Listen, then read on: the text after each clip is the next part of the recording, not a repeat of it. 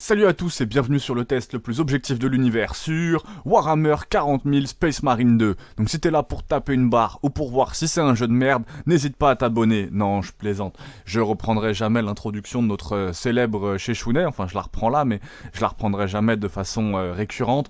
Force à lui, franchement c'est très très fort. Si vous connaissez pas Chechounet, n'hésitez pas à aller voir tous ces tests. J'ai fait ça, c'est vraiment juste une expérience sociale. Je tombais sur une vidéo de MrBeast qui au début il avait du mal à progresser, et en mettant le nom de PewDiePie dans ses vidéos, en fait ça l'a fait un peu décoller. Donc je me suis dit on va s'amuser, donc c'est formidable que vous soyez sur cette vidéo. Alors, Warhammer 40 000 Space Marine 2.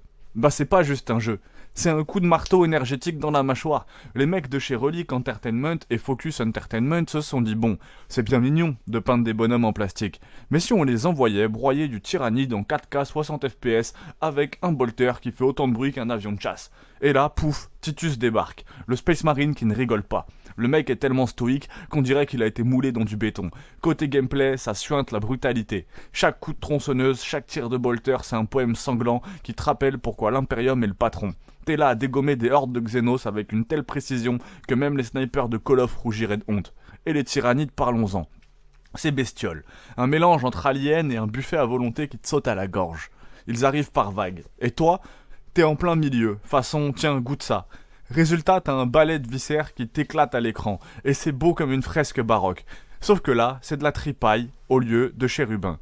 L'ambiance, elle est aussi lourde que le codex Astarte. Entre les décors industriels dystopiques et les champs de bataille qui ressemblent à un cauchemar après une soirée trop arrosée. Le jeu te plonge dans un univers tellement immersif que t'as l'impression de pouvoir goûter l'huile de moteur dans l'air. Bref, Space Marine 2, c'est pas pour les amateurs de fleurs et de chansons d'amour. C'est du brut, du lourd, un défouloir galactique où tu incarnes littéralement un tank humain. Alors, t'attends quoi pour mettre ton armure énergétique et partir exploser du Xenos? Plonge dans le chaos galactique avec Warhammer 40 000. Space Marine 2. Dans cette vidéo, je vous ai fait découvrir pourquoi ce jeu est un véritable chef-d'œuvre du bourrinage stratégique. Entre bataille épique contre les tyrannides, le gameplay brutal et immersif, et un univers aussi sombre qu'épique. Space Marine 2 est le jeu que tout fan de l'Imperium doit absolument essayer. Préparez-vous à enfiler votre armure énergétique et à défendre l'honneur de l'empereur dans cette expérience inoubliable.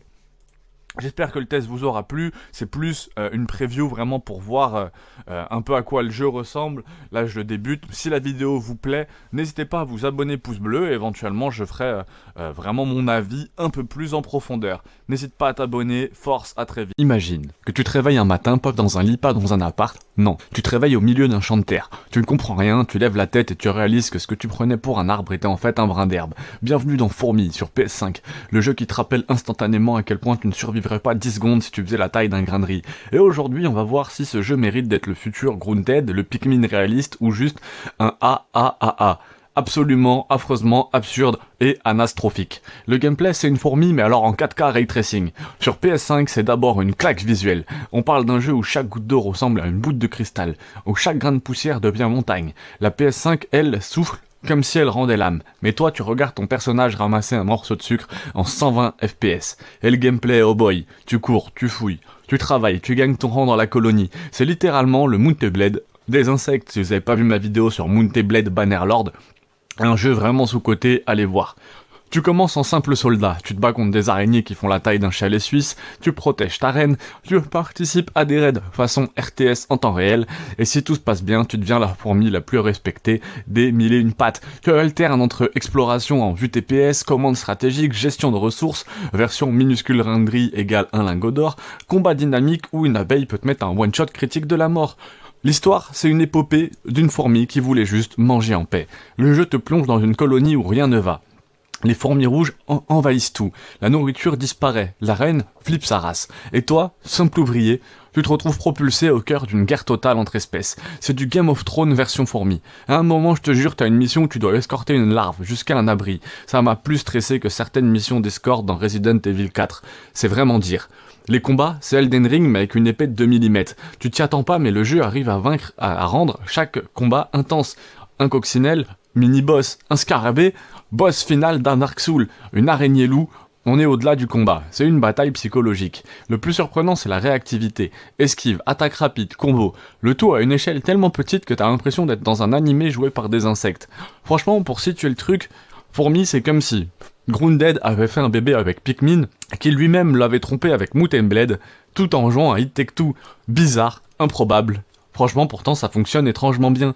Bon, il y a des défauts, parce que même les fourmis ont leurs faiblesses. L'IA, souvent perdue. Voir un allié courir droit vers une araignée, c'est un suicide social et biologique. Quelques bugs. Tu joues un insecte, alors oui, logique qu'il y ait des bugs. Mais pas cela. Parfois, tu passes à travers une feuille. Parfois, une goutte d'eau te tue à travers un mur. Parfois, une abeille traverse le sol comme un missile sous terre. Le début est un peu lent aussi. Mais une fois les missions stratégiques, c'est un vrai feu d'artifice. Vraiment, c'est un jeu minuscule qui voit très grand. Fourmi sur PS5, c'est un mélange totalement fou entre action, survie, stratégie, aventure, une immersion incroyable à l'échelle miniature, un gameplay surprenamment profond, une narration simple mais ultra efficace et une expérience unique que aucun autre jeu ne propose vraiment. C'est le genre de jeu bizarre où tu te dis bon allez une petite mission, et 3 heures plus tard, t'es en train de mener une guerre contre des termites comme si ton pays en dépendait.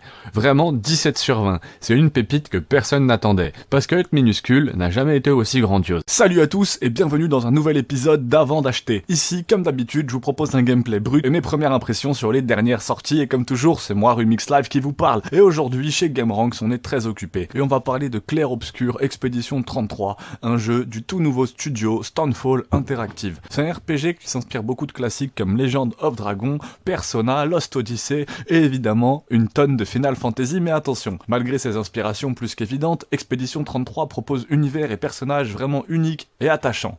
Pour faire simple, même s'il y a quelques petits défauts, c'est un jeu absolument génial, tout simplement. Une petite équipe qui a vu grand et qui livre une aventure pleine de cœur, de défis et surtout avec une vraie identité propre. Honnêtement, c'est un jeu dont je me souviendrai encore longtemps après l'avoir terminé.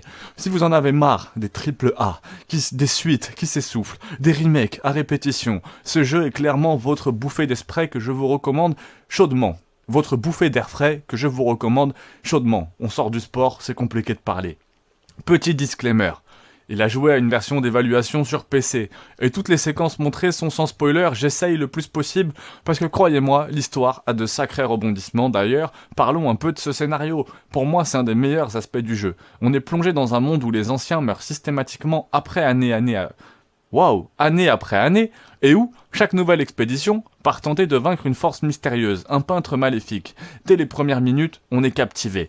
Vivre dans un monde sans anciens, se demander si on doit avoir des enfants, rejoindre une expédition, jouer à l'échec, vouer à l'échec. Le jeu propose toutes ces questions avec une mise en scène hyper soignée, des performances d'acteurs incroyables, Andy Serkis, Jennifer English, la voix de Shadow Heart dans Baldur's Gate 3, et Charlie Cox, notre Matt Murdock préféré, et Ben Start. Le gameplay aussi. L'histoire est top, oui, mais c'est un jeu vidéo. Il vous emmène très vite dans toutes sortes d'endroits magiques. Cavernes cristallisées, villes sous-marines englouties, forêts enchantées et même un village peuplé de petits êtres peintres. Le ton est parfait. Sérieux quand il faut, drôle quand il faut, juste ce qu'il faut, sans être lourd. Côté gameplay, c'est du combat au tour par tour, avec une vraie dynamique. Pendant les combats, vous pouvez équiper ou parer les attaques ennemies avec un bon timing pour renverser la situation, mais attention, la difficulté en normal, les timings sont très serrés, surtout contre les boss. Globalement, c'est plus exigeant que ce à quoi je m'attendais, et mes réflexes n'aident pas. Mais si vous aimez le challenge, vous allez adorer. Chaque personnage a ses propres mécaniques, d'autres jouent avec des cartes d'éléments, ou laissent des marques élémentaires sur les ennemis. Et c'est vrai que ça, au tour par tour, à part dans Mario et Luigi, c'est pas un truc qu'on a beaucoup vu, hein. Le gameplay, très simple, mais très profond à maîtriser.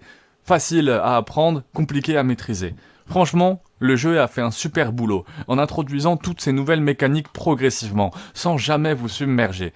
Niveau exploration, plein de contenus annexes, des sous-boss optionnels, des trésors cachés, des chemins secrets. Rien ne fait remplissage, que du vrai contenu. Par contre, la plateforme est franchement ratée. Les sauts sont mous, les rebords sont capricieux, et c'est vraiment juste frustrant. Et pour rien arranger, il n'y a pas vraiment de cartes dans les zones, ce qui peut rendre l'exploration un petit peu galère. Techniquement, quelques bégaiements, ici et là, merci l'Unreal Engine, mais rien de catastrophique. Le jeu tourne globalement très très bien. Pas de crash à signaler particulièrement. Environ 30 à 40 heures pour le finir selon votre façon de jouer. En plus, si vous voulez tout explorer, il y a aussi un nouveau Game Plus, donc une très belle durée de vie, un peu inférieure à notre Baldur's Gate bien aimé où c'est plus de 100 heures, mais bon. Et la musique, oh là là, certainement une des meilleures bandes-sons que j'ai entendues depuis longtemps. Thème principal, certains morceaux inspirés par la culture française, qui sont incroyables, ça vient de chez nous. Je me surprends encore à les fredonner. Alors oui, j'ai adoré ce jeu. C'est une nouvelle licence, pleine de fraîcheur, sans microtransactions, sans excès, et au prix honnête de 50$. En tant que joueur, c'est exactement ce que je veux voir aujourd'hui. Voici mon avis sur Clair Obscur Expédition 33. Comme toujours, je vous donne mes impressions, points forts, points faibles. Maintenant, j'aimerais avoir votre avis en commentaire. Est-ce que vous l'attendiez? Est-ce que vous l'avez acheté? Ou est-ce que vous découvrez complètement ce jeu avec ma chaîne? Parlez-en dans les commentaires. Si vous avez d'autres questions, vous pouvez me retrouver sur tous les réseaux sociaux, Rumix Life. Merci d'avoir regardé. Laissez un petit like si cette vidéo vous a aidé. À très vite pour une prochaine vidéo. Surtout, laissez couler l'encre. Vous l'avez reconnu, hein, c'est bien inspiré du Before Your Buy de GameRanks, hein, qui est très important. On va bientôt parler de Baldur's Gate 3 aussi. Donc abonne-toi. On en a déjà bien parlé sur cette chaîne et je vais encore en reparler. Donc abonne-toi, pouce bleu pour ne rien rater. Baldur's Gate 3, un RPG monumental qui redéfinit totalement le genre. Quand on pense aux jeux de rôle épiques, on pense souvent à des classiques comme The Witcher ou Skyrim.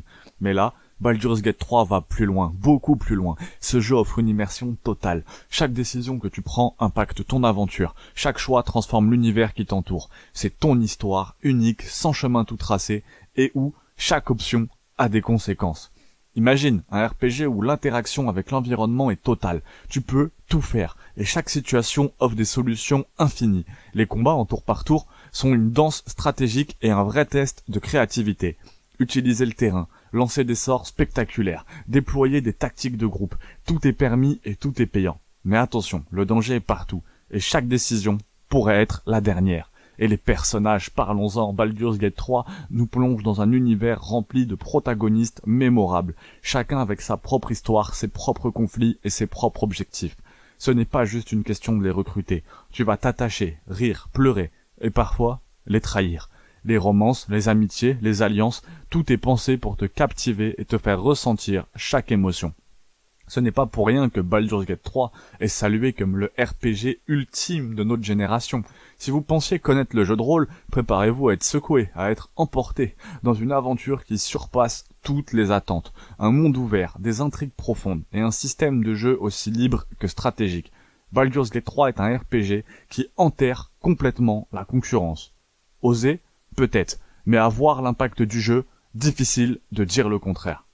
Est-ce que Spider-Man 2 est une masterclass PS5 ou juste une simple suite? Bienvenue dans ce test sur Spider-Man 2, une suite très attendue, des aventures de Peter Parker et Miles Morales sur PS5, où on était extrêmement nombreux à attendre cette suite, vraiment, un jeu qui promettait d'être plus grand, plus spectaculaire, plus intense. Est-ce que c'est vraiment une claque ou une suite qui joue la sécurité? Vous l'avez tous testé il y a presque 2-3 ans, le concept c'était 2 Spider-Man, une seule ville, tu incarnes Peter et Miles dans Spider-Man 2, 2 héros, 2 styles, mais un seul objectif, protéger New York. Un jeu qui permet de switch entre les deux presque instantanément, ce qui apportait une vraie dynamique. Ce gameplay fluide et nerveux, le gameplay reprenait les bases des précédents jeux. Tout est amélioré, le déplacement encore plus rapide, grâce notamment aux ailes de toile. Tu traverses la ville à une vitesse folle et c'est juste grisant. Les combats, un spectacle total. Les combats sont toujours aussi dynamiques, mais plus variés, plus agressifs, et surtout beaucoup plus spectaculaires. Chaque personnage a ses propres capacités, et ça rend les affrontements beaucoup plus intéressants, vraiment. La variété, les missions, le jeu propose pas mal de contenu, des missions principales, des activités secondaires, des événements aléatoires, mais comme souvent, certaines missions sont très répétitives. On reste dans une structure en fait assez classique, malheureusement, d'open world classique. La mise en scène par contre, c'est là que le jeu brille, c'est du grand spectacle. Là clairement, le jeu envoie du lourd. Cinématique incroyable, transition très fluide et certaines scènes dignes d'un film Marvel. C'est du pur spectacle et c'est ce qui me donne envie de le faire. J'ai pas encore eu l'occasion de le faire. Malheureusement, vous savez, je travaille à l'usine, je fais un test par jour pour essayer de sortir de l'usine. Donc abonne-toi, pouce bleu, il y a des trucs très lourds qui arrivent sur cette chaîne, notamment la suite de l'aventure sur Kenshi. Les graphismes, justement, c'est une vitrine pour la PS5. Vraiment, visuellement, c'est impressionnant. Si t'as une petite télé 4K bien sympa qui va avec, vraiment, tu devrais kiffer.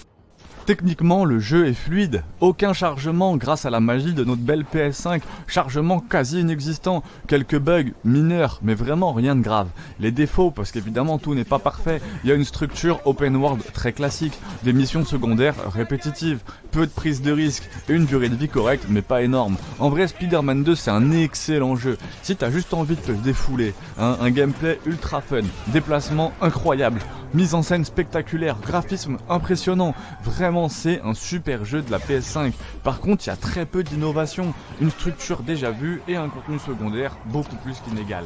Alors est-ce que ça vaut le coup? Oui, surtout si tu as aimé les précédents, si tu as envie d'un gros blockbuster sur la Play, ça vaut vraiment le coup. Au final, Spider-Man 2 c'est pas une révolution.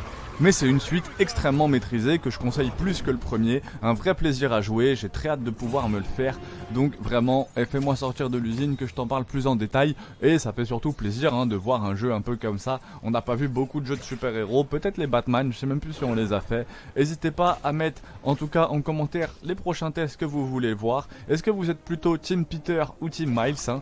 Like, abonne-toi, on se retrouve très vite pour le prochain test. Force à tous, c'était Rumix pour vous servir, ça fait très plaisir de traiter des jeux récents. On a vu tellement de jeux sur cette chaîne que j'adore, donc ça me fait plaisir de voir un jeu un peu plus classique, un peu plus mainstream, je pense faire Black Flag aussi d'Assassin's Creed. Enfin bref, on a vu beaucoup de jeux très perchés sur cette chaîne, Hypervoid, Felvidec, vraiment on a découvert pas mal de jeux vraiment bien, donc n'hésite pas à aller voir, parce qu'il n'y a pas que les jeux on va dire connus dans le monde du jeu vidéo, il y a beaucoup de choses, donc n'hésite pas à aller regarder. En tout cas Spider-Man 2, je pense que c'est une grosse vitrine technologique pour la PS5, un vrai blockbuster du monde du jeu vidéo. Tu te réveilles dans un jardin, et là tu flippes un peu parce que t'es complètement miniature. L'herbe fait 3 mètres de haut, les fourmis sont organisées comme une armée, et ça c'est impressionnant. Et une araignée vient te regarder comme si t'étais un Kinder Surprise. Bienvenue dans Grounded, le jeu qui transforme ton jardin en film d'horreur. Et maintenant qu'il arrive sur PS5, la vraie question c'est, est-ce que c'est juste un Minecraft avec des insectes ou un des meilleurs survival coop de ces dernières années? Chérie, j'ai rétréci les gosses, mais version hardcore. Le pitch est simple, 4 ados sont mystérieusement miniaturés et abandonnés dans un jardin scientifique expérimental. Oui, ça rappelle Honey, I Shrunk the Kid, mais ici personne te tient la main. Derrière le côté coloré, Grounded est un vrai jeu de survie. Fin, soie, craft, armure, armes, base, boss. Et surtout des araignées. Beaucoup d'araignées. Le gameplay, survival mais à taille insecte. Si t'as joué à Subnautica, The Forest, Minecraft, tu vas reconnaître la structure. Récolter, crafter, construire, explorer, survivre. Mais Grounded a une idée brillante. Le level design est déjà parfait. Le jardin est une carte unique, dense, ultra cohérente, chaque zone a son biome. La haie, zone d'initiation verticale, l'étang, qu'on explore actuellement avec mon ami, exploration aquatique, le bac à sable, un enfer brûlant et le laboratoire, mystère scientifique, d'ailleurs dédicace à Quentin avec qui je fais le jeu actuellement. C'est compact mais incroyablement bien pensé. Les combats sous-estimés. On pourrait croire que c'est un jeu chill. Erreur. Les combats demandent gestion d'endurance, blocage parfait, analyse des patterns. On est souvent plus proche d'un mini Dark Souls que d'un jeu casual. Chaque insecte offre ses résistances, certaines armes sont inefficaces contre certains ennemis, et le système encourage la préparation. Quand tu bats ta première araignée louve, tu ressens une vraie montée d'adrénaline. On n'en a toujours pas battu, on en battra peut-être une bientôt. L'histoire plus profonde que prévu. Au départ, on survit juste, mais peu à peu, on va découvrir des laboratoires abandonnés, des expériences ratées, un scientifique mystérieux. Grounded raconte une vraie intrigue science-fi, très léger au début, mais étonnamment captivant. C'est pas un survival bac à sable vide, il y a une progression narrative très claire. Et la construction, c'est là où le jeu explose. Les systèmes modulaires solides, verticalité exploitée, base perchée dans les arbres. Et en coop, je t'explique pas comment c'est addictif. Grounded est clairement pensé pour être joué à plusieurs. En solo, c'est déjà très bon. En coop, c'est excellent. Sur PS5, c'est une bonne surprise. Framerate stable, temps de chargement très rapide. Le confort à la manette très réussi. Le jeu tourne très proprement. Pour une expérience coop canapé online, ça fonctionne généralement très bien. Quelques défauts, le grind est parfois présent. Effectivement, il y a quelques moments où vous allez farmer, hein. Vous allez grind pour vous faire une base. Malheureusement, c'est le côté négatif de ce genre de jeu. L'IA inégale sur certains insectes. Le solo, beaucoup plus difficile, plus lent, plus frustrant. Et les débuts un peu lents. C'est pas du tout parfait, mais c'est très cohérent. Et c'est des défauts qui sont plus liés au style de jeu qu'au jeu lui-même. Le jeu en lui-même ne contraint que très peu de défauts. Si vous aimez le grind, certains verront ça limite comme quelque chose de qualitatif. Certains se diront peut-être même qu'il n'y a pas assez de grind. Quand on aime vraiment un jeu, ça peut arriver de se le dire. C'est assez rare maintenant, on connaît les jeux vidéo, mais quand même. Ce qui rend Grounded unique, c'est que c'est pas juste un survival. C'est un jeu qui transforme le banal en épique. Une goutte d'eau devient une menace, une fourmi, un boss, un pissenlit, un parachute. C'est ce sens de l'échelle qui fait toute la différence. Et surtout, le monde ne paraît pas jamais généré aléatoirement. Le monde paraît réel, tout simplement. Grounded coche toutes les cases. Moments drôles en coop, araignées terrifiantes, base impressionnante, clip satisfaisant et découverte surprenante. C'est un des jeux parfaits pour raconter une aventure. Grounded, c'est pas juste chérie, j'ai rétréci les ados. C'est un survival intelligent, une coop extrêmement solide et un monde miniature beaucoup plus crédible que beaucoup d'open world géants. C'est pas le plus ambitieux visuellement, même s'il est très beau. C'est loin d'être le plus révolutionnaire, mais tout ce qu'il fait, il le fait extrêmement bien. C'est un des survivals les plus cohérents et surtout les plus fun. C'est pour ça qu'on joue aux jeux vidéo. C'est un des jeux les plus fun de ces dernières années. Parfois, il suffit juste de changer d'échelle pour voir le monde autrement. Grounded, c'est un excellent jeu. Honnêtement, en solo, je pense que je l'aurais apprécié. Je l'apprécie encore plus en le faisant avec mon ami, mais c'est vraiment un excellent jeu en tout point. Franchement, foncez. Il y a beaucoup de qualité. Après, faut aimer les jeux de construction, les jeux de craft. Mais si vous appréciez ce genre de jeu, type Subnautica, mais sur Terre, on va dire globalement, vous risquez d'apprécier. Franchement, c'est pas mal. Abonne-toi, pouce bleu, c'était Remix Live, plus de 1000 tests sur la chaîne. Tu sais, il y a des jeux qui te prennent pas par la main, pas de tutoriel qui t'explique comment tenir une épée, pas de PNJ qui t'appelle « s'il te plaît l'élu, viens sauver le monde ». Non, Bannerlord te regarde droit dans les yeux, souffle froid et te dit « t'es personne, débrouille-toi ». Et c'est là que tout commence, c'est l'ascension du rien. Tu spawns avec 3 bouts de tissu, un cheval boiteux, un rêve complètement stupide, devenir roi. Oui, littéralement roi, comme Simba. Pas héros, pas mercenaire, roi. Le genre de truc dans la vraie vie, tu arriveras pas. T'as 999% de chance de pas réussir. Mais là, on parle de Calradia. Un jeu où tout est possible tant que t'es prêt à saigner, brûler, perdre, recommencer, retourner, saigner. L'histoire, ton histoire, et c'est là la première magie de Bannerlord. Y a pas d'histoire. C'est toi l'histoire. Tu veux devenir le chef d'une tribu de pillards Kuzaïtes? Tu peux. Tu veux devenir le marchand pacifiste et dominer l'économie? Oui, c'est totalement variable. Tu veux capturer les rois, détruire des empires, faire tomber des nations entières? C'est sympa seulement possible, c'est encouragé. C'est un jeu bac à sable médiéval, où chaque action laisse une trace sur le monde, et ce gameplay, surtout sur PS5. Soyons honnêtes, la version PC qui existe depuis 1843, la version PS5 arrive avec quelques compromis, mais c'est enfin jouable confortablement dans son salon, les batailles massives qui tiennent la route, les sièges toujours aussi épiques, même si parfois l'IA a un peu l'intelligence d'un pigeon dépressif. L'interface, toujours bon. C'est comme essayer de faire du jogging avec des patates chaudes. Faut s'habituer, mais le plaisir est vraiment là. Changer avec ta cavalerie dans une armée en criant IRL, ça n'a vraiment pas de prix. Et parlons de ces combats. On sent le poids, la vitesse, on sent quand tu rates. C'est pas un hack and slash un peu bête. C'est un duel technique, timing, lecture du mouvement. Tu peux perdre contre un paysan. Et ça fait mal dans ton âme. Ce monde vivant, impitoyable et sans pitié. Comparé à Skyrim, ici t'es pas le héros. Comparé à Total War, t'es sur le champ de bataille, t'es pas derrière une caméra. Et comparé à Kingdom comme Deliverance, ici tu construis une dynastie. Le monde existe sans toi, et ça c'est assez impressionnant. Les nobles s'allient, se trahissent, se marient, prennent des forteresses, perdent des guerres. Tu peux littéralement rater un moment historique si tu n'es pas là. Et ça donne l'impression d'être un grain de poussière dans une tempête d'acier. Jusqu'au jour où c'est toi la tempête. Le moment cinématique, c'est le déclic. C'est tu viens de ton cheval boiteux du début, maintenant tu chevauches à la tête de 100 cavaliers bardés d'acier. Ta bannière flotte au vent, tu hurles ton ordre, chargez, et la terre tremble. À ce moment-là, tu te dis, ok, je suis peut-être devenu quelqu'un. Bon, faut que je te parle quand même un peu de ses défauts, parce que c'est important. Il y a cette IA un petit peu stupide.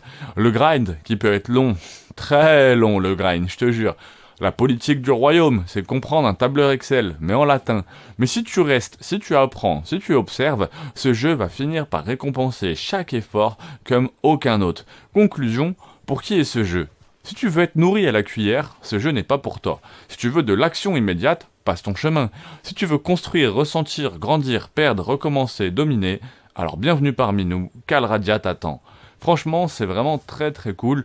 J'ai découvert ce jeu grâce à Okai, et au même titre que j'ai découvert Kenshi grâce à lui et que vous avez adoré Kenshi sur ma chaîne, et Fear and Hunger, vous avez aussi adoré, dédicace à tous ceux qui me suivent pour Fear and Hunger en ce moment, et du coup, Moonteblade Bannerlord 2, c'est incroyable. Je ferai peut-être des vidéos de ma partie quand elle aura avancé. Force à tous, je suis fatigué. N'hésitez pas à mettre le prochain jeu que vous voulez voir en commentaire, sachant qu'on a déjà vu plus de 600 jeux sur cette chaîne, donc n'hésitez pas à aller les regarder, il y a tout, du jeu rétro, du MMORPG, du très récent, du pas encore sorti, donc allez voir tout ça.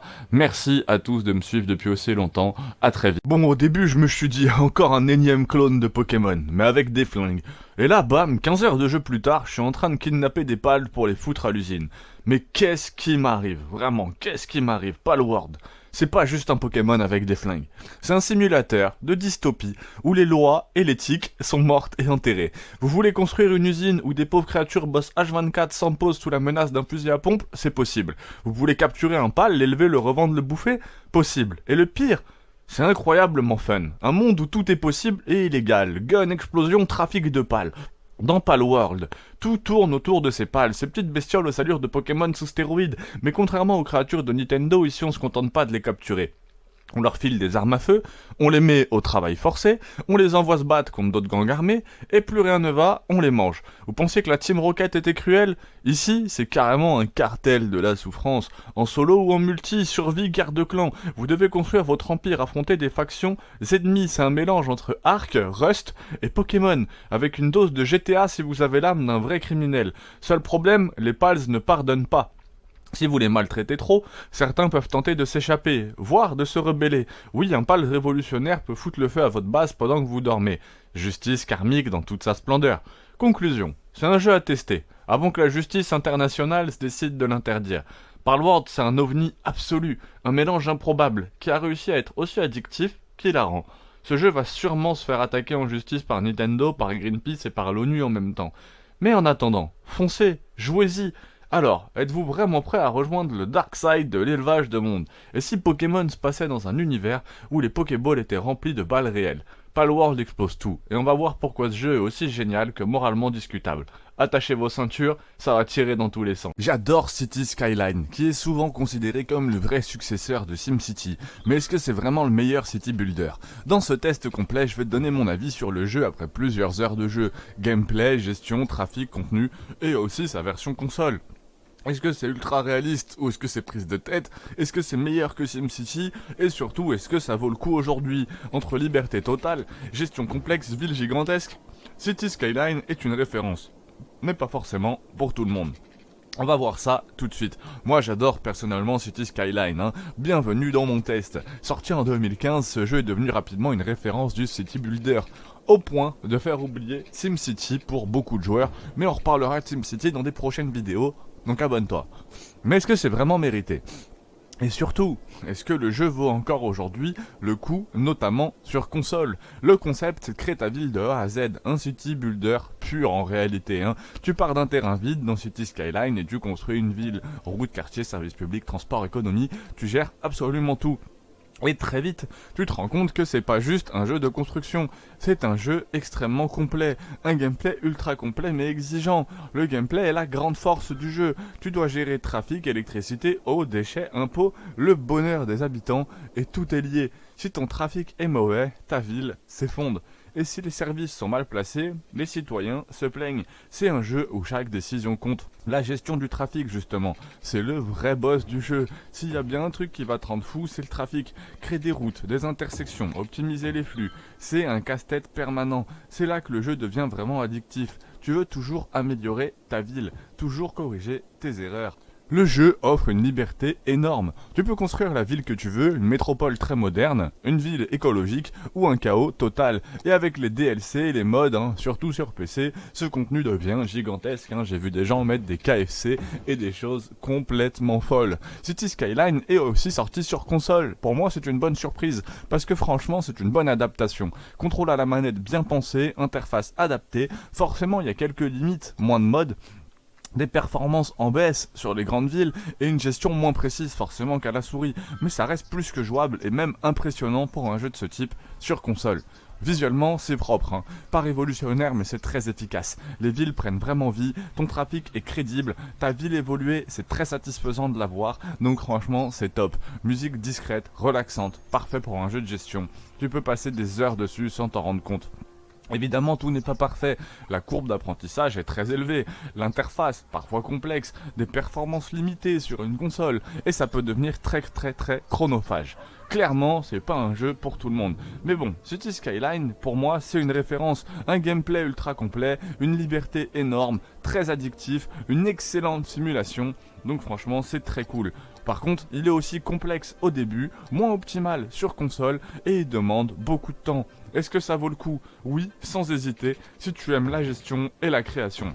Au final, Cities Skyline, c'est probablement l'un des meilleurs city builders jamais créés. Il te demande juste de l'investissement. Et toi, ta ville, elle fonctionne ou c'est un enfer de trafic? Dis-le moi en commentaire. Personnellement, toutes les villes que j'ai pu faire sur Cities Skyline ont toujours fini par s'effondrer. J'ai pas réussi à atteindre la méta d'une ville parfaite, comme j'ai réussi à le faire sur les Jurassic World là, où j'avais réussi à faire un zoo qui rapportait pas mal d'argent. J'ai pas encore réussi à faire une ville complètement autonome qui rapporte pas mal de sous, mais ça ne serait tardé si vous vous abonnez en masse à mes tests. Je vais avoir un peu de temps pour jouer et j'hésiterai pas à vous en faire une vidéo.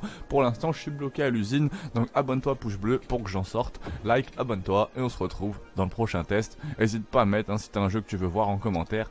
On les a presque tous faits sur cette chaîne.